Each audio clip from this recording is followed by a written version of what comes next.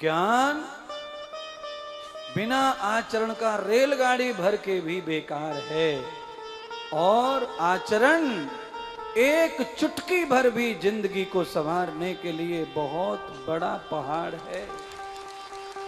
एक गुण से आदमी पार हो जाता है। वो कौन सा गुण है? प्रेम। आदमी को कुछ आए ना आए, पर नदी में तैरना आए खाली, बस तो हो जाएगा। 5-6 महात्मा नाव में बैठ गए, नाव में सवारी कर रहे, बढ़िया संस्कृत बोल रहे, श्लोक बोल रहे, जा रहे। एक वो तुम्हारे जैसो अंग्रेज आके नाव में बैठ गो। अंग्रेज बात बात पे अंग्रेजी झाड़े, नाव में चढ़ गया। नाव वाले को क्या काम है? तू अंग्रेज हो चाहे हिंदी हो, पैसा दे और पार उतर। पर वो वैसा था, उसको बड़ी खुजली होती थी बोलने की। नाव में बैठा,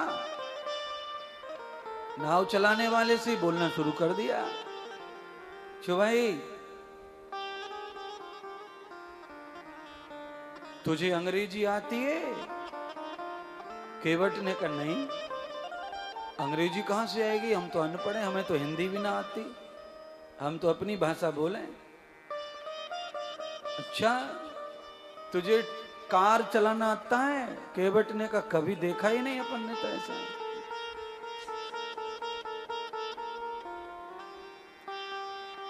तूने कभी हवाई जहाज चलाया है?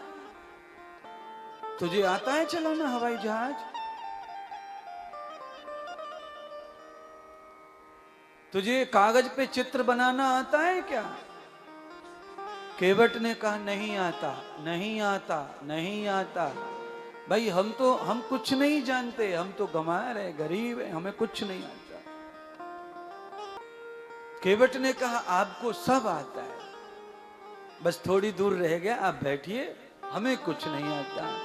तो ऐसा योग आया महाराज कि अचानक नदी में ऐसे गोल गोल से चक्कर से खाने लग गो पानी, भंवर पड़ गया। अब नाव डूबे, बाबा लोग भी तैयार, केवट भी तैयार। अब नाव डूबे।